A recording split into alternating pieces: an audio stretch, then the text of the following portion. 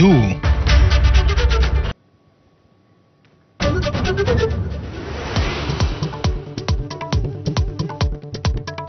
Iran आणि इस्रायलमधल्या युद्धाचा 11वा दिवस. अमेरिकेच्या हल्ल्यानं खेमेनी संतप्त. तेल अवीव, हैफासह इस्रायलच्या अनेक शहरांवर जोरदार बॉम्ब हल्ला.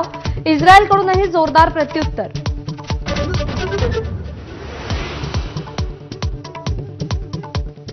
अमेरिकेला प्रत्युत्तर देण्याची वेळ आमचं लष्कर ठरवेल. इराणचा संयुक्त राष्ट्रांच्या सुरक्षा परिषदेच्या बैठकीत इशारा. प्रतिहल्ला कराल तर तुमचा विनाश झालाच समजा, अमेरिकेचा गर्भित इशारा.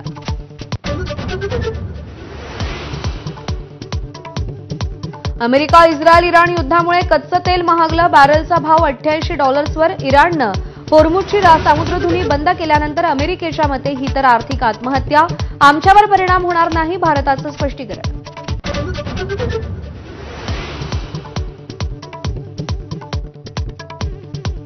वारीबाबत सपाचे आमदार अबू आझमींचं वादग्रस्त वक्तव्य. नमाज पठणामुळे होणाऱ्या वाहतूक कोंडीची वारीशी तुलना.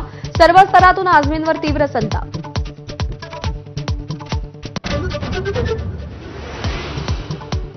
ठाकरेंच्या शिवसेनेत नाराज असलेल्या भास्कर जाधव राजकीय संन्यास घेण्याच्या विचारात. संजय राऊत सावरण्याचा प्रयत्न करतात. भाषण करायला मिळालं नाही तर नाराज होत नाही, भास्कर जाधवांकडून स्पष्ट.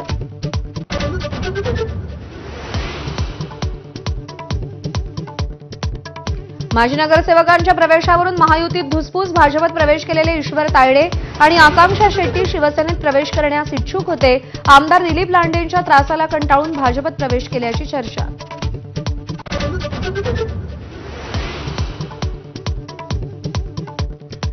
आज मुख्यमंत्री आणि दोन्ही उपमुख्यमंत्र्यांच्या उपस्थितीत त्रिभाषा सूत्रीसंदर्भात महत्वाची बैठक. सरकार भूमिका स्पष्ट करण्याची शक्यता. मनसेकडून आज विविध शाळेबाहेर स्वाक्षरी मोहीम.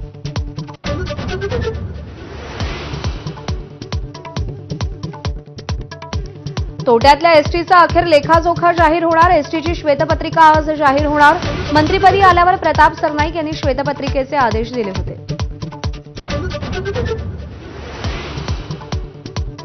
नागपुरातील बोगस शिक्षक भरती घोटाळ्याच्या तपासासाठी राज्यव्यापी एसआयटी नेमण्याची मागणी. पोलिसांची एसआयटी सक्षम नसल्याचा भाजप समर्थक राज्य शिक्षक परिषदेचा ठपका. गाडीचा हॉर्न जोरात का वाजवला या कारणावरून 2 गटात दगडफेक. सोलापुरातील घोंगडे वस्तीतल्या घटनेमध्ये 7 जण जखमी. दोन्ही गटातील 300हून अधिक लोकांचा जमाव समोरासमोर.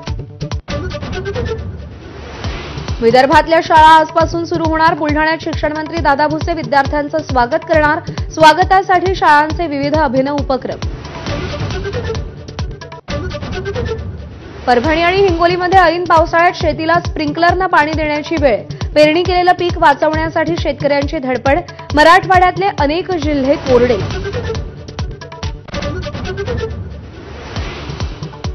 मुंबईसह ठाणे आणि पालघरमध्ये पुढील 2 दिवस मुसळधार पावसाचा अंदाज. उर्वरित भागामध्ये हलक्या ते मध्यम स्वरूपाच्या सरी बरसण्याची शक्यता. पंढरपुरातल्या चंद्रभागेत बुडणाऱ्या 6 भाविकांना प्रशासनानं नेमलेल्या कोळी बांधवांनी वाचवलं.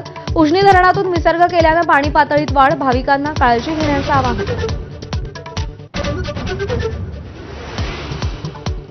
संत ज्ञानेश्वर महाराजांची पालखी दिवेघाट पार केल्यानंतर आज सासवड मुक्कामी. संत तुकाराम महाराजांची पालखी आज लोणी काळभोरहून पुढे मार्गस्थ होणार. पहिल्या टेस्टमध्ये भारताच्या दुसऱ्या डावात तिसऱ्या दिवसअखेर 2 बाद 90 धावा. इंग्लंडच्या पहिल्या डावात 465 धावा. बुमराहनं 5 विकेट्स घेतल्या. Headlines brought to you by Chitale Bandhu. ब्रेकनंतर